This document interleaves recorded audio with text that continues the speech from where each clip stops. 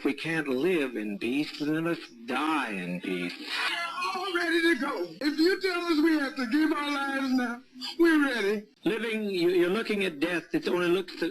Living is much more difficult. Cult. दोस्तों, आखिर cult कहते किसको हैं? कल्ट यूजुअली एक स्मॉल ग्रुप ऑफ पीपल जो किसी पर्सन, आइडिया या किसी फिलोसॉफी के प्रति ब्लाइंडली डिवोटेड होते हैं, उस ग्रुप को कहते हैं। So welcome to the first episode of cult story, जिसके हर एक नए एपिसोड में हम दुनिया भर के डेंजरस कल्ट की बात करेंगे, कैसे इन कल्ट्स ने हजारों लोगों की जानें ले ली। आज के एपिसोड में हम ऐसे ही एक कल्ट, द पीपल्स टेम्पल की बात करेंगे, जिसके ब्लाइंड डिवोशन में आकर 900+ लोग ऐसे ब्रेन वॉश्ड और मैनिपुलेट हुए, उन्होंने साइनाइड पीकर मास सुसाइड कमिट कर लिया। सो बिफोर वी स्टार्ट, अगर आपको हॉरर और क्रीपी कंटेंट देखना पसंद है तो अभी हॉन्टेड लीजेंड कल्ट को सब्सक्राइब कीजिए। डरिए मत, मैं बस आपको क्रीपी कहानियां सुनाऊंगा। Thank you.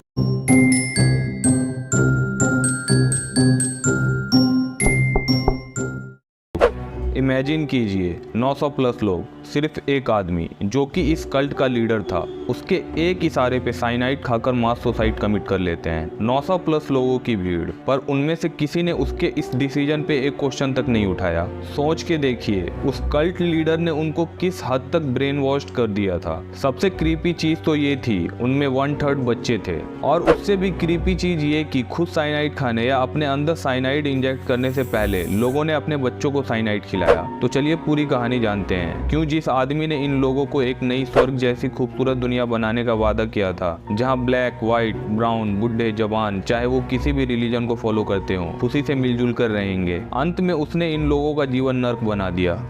1950 में अमेरिका में जब रेशियल सेग्रीगेशन अपने चरम पे था, रेशियल सेग्रीगेशन मतलब वहाँ की ब्लैक पॉपुलेशन के साथ भेदभाव होता था। उनके लिए अलग स्कूल, अलग पार्क, अलग प्लेग्राउंड, अलग यूनिवर्सिटी, यहाँ तक कि अलग चर्च, और उनको अलग एरिया में रहने तक के लिए मजबूर कर दिया गया था, just because they were black. इन्हीं टेंशन के बीच लोगों को एक उम्मीद की किरण नजर आई जब जिम जोन्स नाम के एक आदमी ने द पीपल्स टेम्पल नाम का एक चर्च स्थापित किया। This church started preaching integration and social justice, जो उस टाइम के हिसाब से काफी प्रोग्रेसिव इनिशिएटिव था, जिसने एक बड़ी पॉपुलेशन को अपनी ओर आकर्षित किया, जो उस टाइम अमेरिकन सोसाइटी में बदलाव चाहते थे।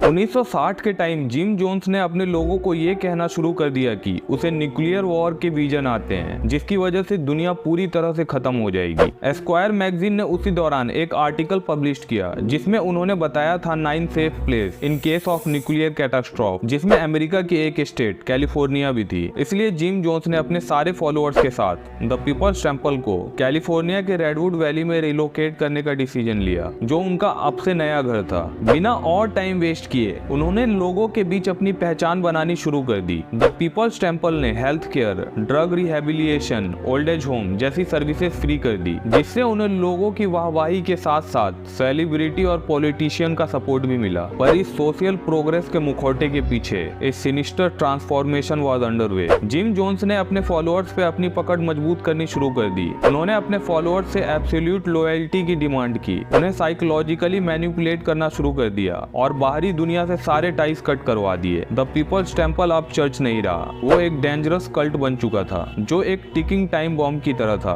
कभी भी फट सकता था। कुछ ही दिनों में मीडिया में ये खबर फैलने लगी कि जिम जोन्स अपने फॉलोअर्स की इनकम अपनी तरफ डाइवर्ट करके उनको लूट रहे हैं। धीरे धीरे ये न्यूज और ज्यादा बढ़ने लगी, जिससे जिम जोन्स की इमेज खराब होने लगी। ये सब देखते हुए उन्होंने ये डिसीजन लिया कि उनके लिए अब कैलिफोर्निया में रहना अच्छा नहीं है, और 1974 में वो अपने सारे फॉलोअर्स के साथ गुयाना के एक जंगल में शिफ्ट हो गए और पूरा एक शहर ही बसा दिया, जिसको उन्होंने नाम दिया जॉन्सटाउन, और एक एग्रीकल्चर कम्युनिटी एस्टेब्लिश करने का डिसीजन लिया। As Jim Jones used to promote socialism, इसलिए उन्होंने अपने सारे फॉलोअर्स को ये प्रॉमिस किया कि ये एग्रीकल्चर सोशलिस्ट कम्यून किसी स्वर्ग से कम नहीं होगा। उनके फॉलोअर्स भी मान गए, जो बस एक पीसफुल लाइफ जीना चाहते थे।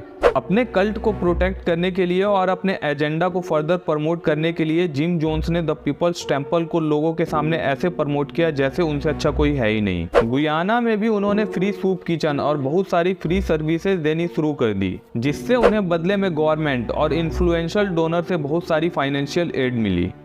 जैसे जैसे जिम जोन्स की पावर बढ़ी तो डिड हिज पैरोनिया। जिम जोन्स का बिहेवियर अपने फॉलोअर्स के प्रति ब्रूटल और इनह्यूमन होने लगा। उसने अपने फॉलोअर्स पे स्ट्रिक्ट रूल इम्पोज करने शुरू कर दिए, लाइक उनके पासपोर्ट छीन लिए गए और उनसे एक डॉक्यूमेंट पे साइन करा लिया गया जिसपे ये लिखा था कि वो एक्सेप्ट करते हैं कि आज से उनके बच्चों का पिता जिम जोन्स है। ये सब इसलिए किया जा रहा था ताकि जोन्सटाउन के resident the Peoples Temple cult को छोड़कर न भाग सके, और जो भी इन रूल्स को तोड़ता था उन्हें public humiliation, sleep deprivation and blackmailing जैसे पनिशमेंट का सामना करना पड़ता था। जिम जोन्स ने अपने ऊपर फेक स्नाइपर अटैक भी करवाया और जोन्सटाउन के लोगों को ये कहकर कन्विंस कर लिया कि American government are danger and threat to peace in Jonestown. उसने जोन्सटाउन के लोगों को ये भी वार्न किया कि अगर जोन्सटाउन डेंजर में है तो तुम्हारे पास 4 ऑप्शन है।